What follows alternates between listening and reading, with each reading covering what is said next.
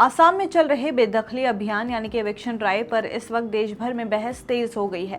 सरकार का कहना है कि अवैध कब्जे हटाए जा रहे हैं, लेकिन दूसरी तरफ कई संगठन ये सवाल उठा रहे हैं कि क्या ये सब सही तरीके से हो रहा है या फिर इंसानियत और संविधान की धज्जियां उड़ाई जा रही हैं।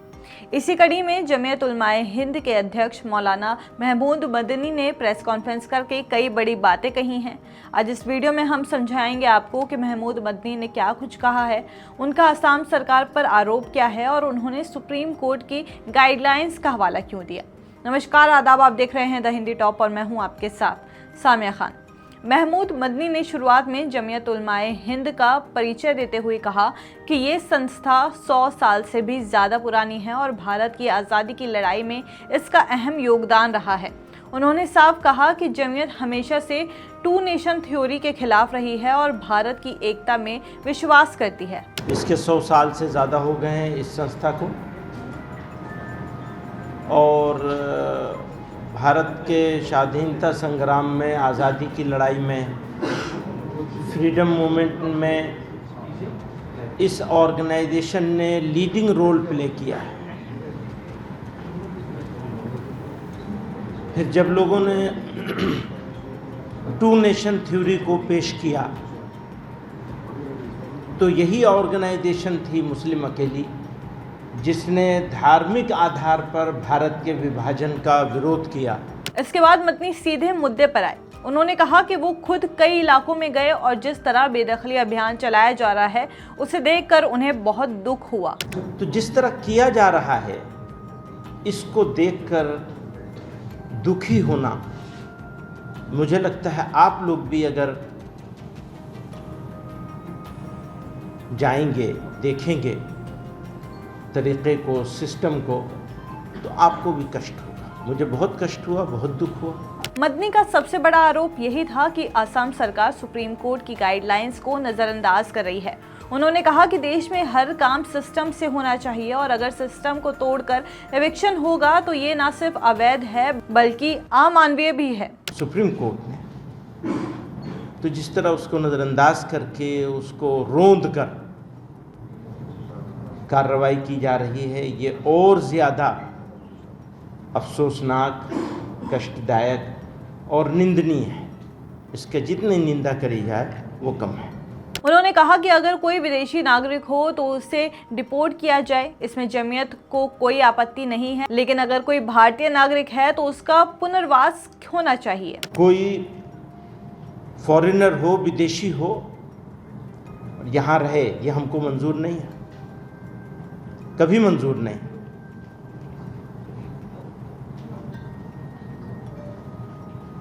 जो लोग इंडियन सिटीजन हैं और किसी वजह से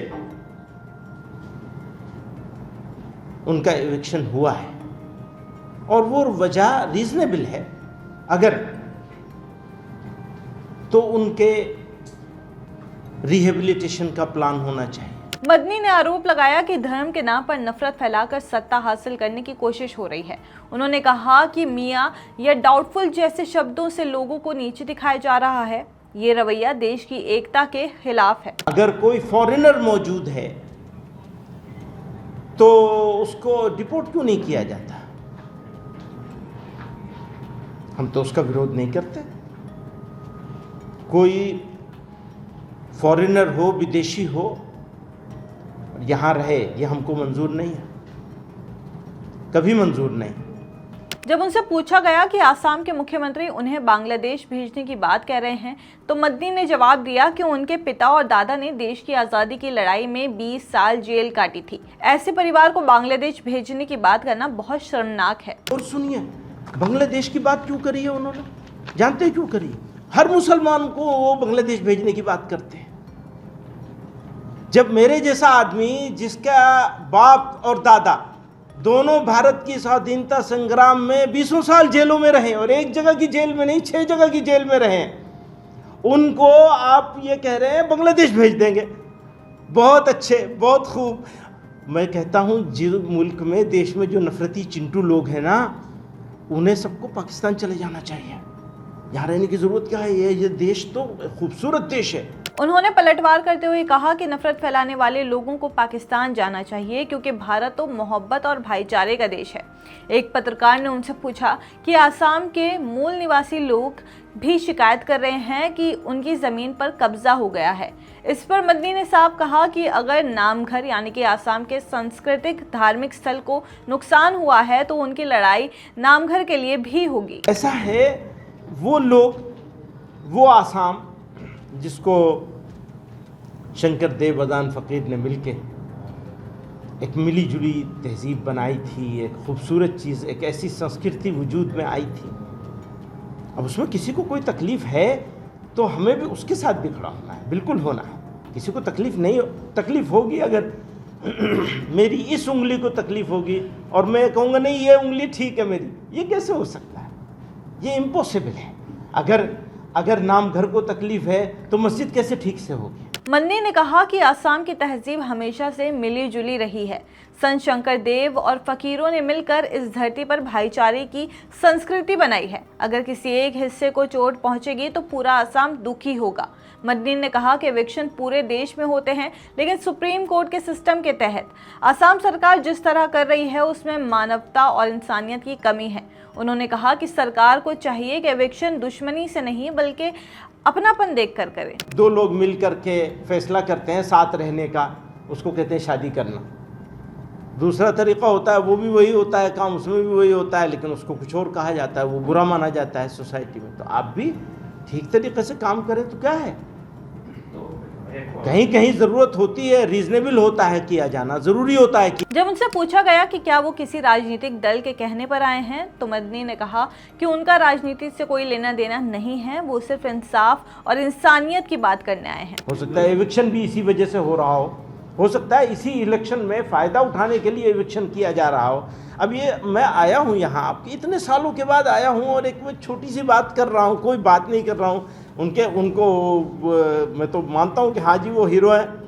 अब इस वजह से अगर आपको लगने लगा है कि मैं उनको फ़ायदा पहुँचाने आया हूँ तो फिर आपको लगने लगा। अंत में महमूद वन्नी ने कहा कि आसाम सरकार चाहे उन्हें जेल भेज दे या बांग्लादेश भेजने की धमकी दे, उन्हें कोई डर नहीं है। वो तैयार हैं, लेकिन जो लोग भारतीय नागरिक हैं उनके अधिकार छीनना गलत है।